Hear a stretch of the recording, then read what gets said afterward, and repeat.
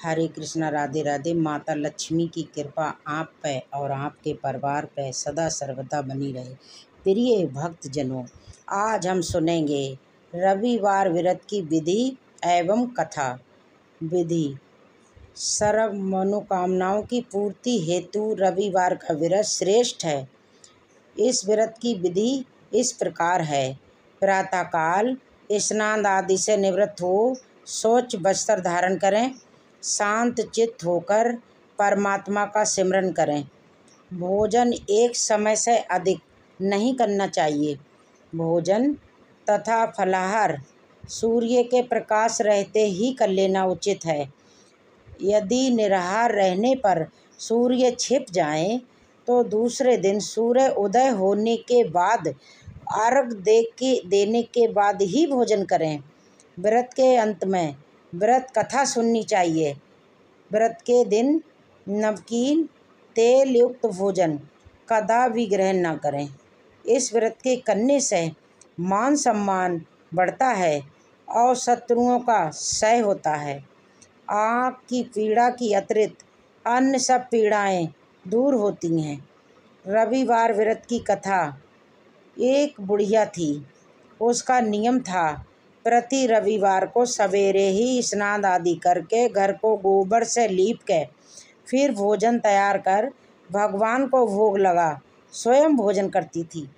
ऐसा व्रत करने से उसका घर अनेक प्रकार धन धान्य से पूर्ण था।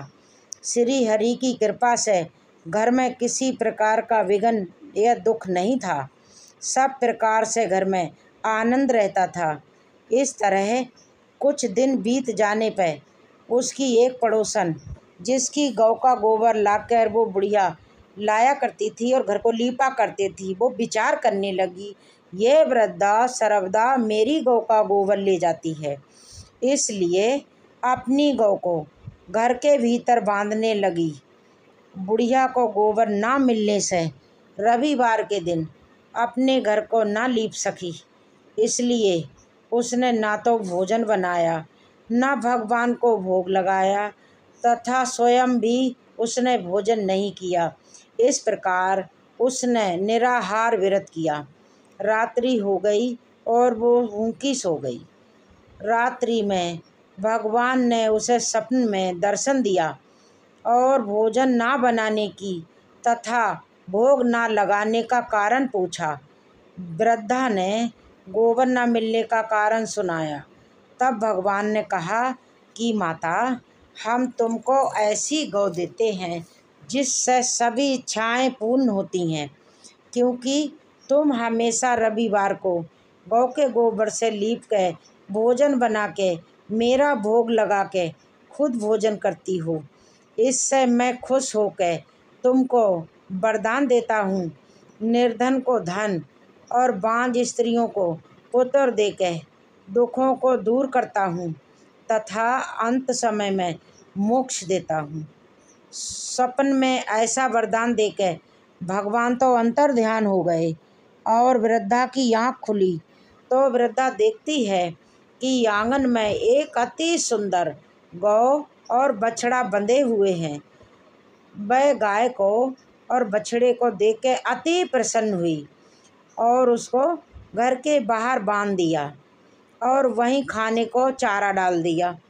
जब उसकी पड़ोसन बुढ़िया ने घर के बाहर एक अति सुंदर गौ और बछड़े को बंधा देखा तो दोष के कारण उसका हृदय जल उठा और उसने देखा कि गाय ने सोने का गोबर किया है, तो वो उस गाय का गोबर ले गई और अपनी गाय का गोबर उसके जगह पर रख गई। वो नित्य प्रति ऐसा ही करती रही और सीधी सादी बुढ़िया को इसकी खबर भी ना होने दी। तब सर्वव्यापी ईश्वर ने सोचा कि चालाक पड़ोसिन के कर्म से बुढ़िया थकी जा रही है।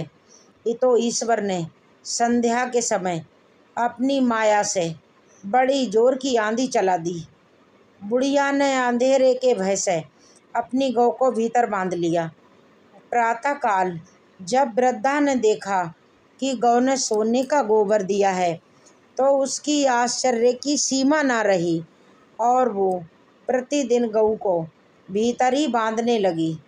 उधर पड़ोसन ने देखा कि बुढ़िया गऊ को घर के भीतर बांधने लगी है और उसकी सोने का गोबर उठाने का दाव नहीं लग रहा है, तो वो ईर्ष्या और डाह से जल उठी और कुछ उपाय न देख पड़ोसन ने उस देश के राजा के सभा में जाके कहा, महाराज, मेरे पड़ोस में एक वृद्धा के पास ऐसी गौ है जो आप जैसे राजाओं के योग्य है। वो नित्य उठ सोने का गोबर देती है। आप उस सोने से प्रजा का पालन कर सकते हैं। वह वृद्धा इतनी सोने का क्या करेगी। राजा ने ये बात सुन अपने दूतों को वृद्धा के घर से गऊ लाने की आज्ञा दी। वृद्धा प्रातः ईश्वर को भोग लगा भोजन ग्रहण करने ही जा रही थी कि राजा के कर्मचारी गऊ को खोल कर ले गए। वृद्धा काफ़ी रोई चिल्लाई, किंतु वृद्धा की कर्मचारियों के समक्ष कोई क्या कहता। उस दिन वृद्धा गऊ के वियोग में भोजन ना खा सकी और रात भर रो रो के ईश्वर से गऊ को पुनः पाने की प्रार्थना करती रही। उधर राजा के गऊ को देख के अति प्रसन्न हुआ, लेकिन सुबह जैसे ही वो उठा सारा महल गोबर की दुर्गंध से भरा दिखाई देने लगा। पूरे महल में दुर्गंध फैल गई। राजा उस दुर्गंध को देख के घबरा गया और इतनी भारी दुर्गंध में रह नहीं पाएगा।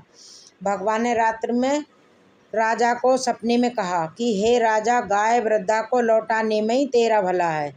उसके रविवार के व्रत से प्रसन्न होके मैंने उससे ये गाय दी थी।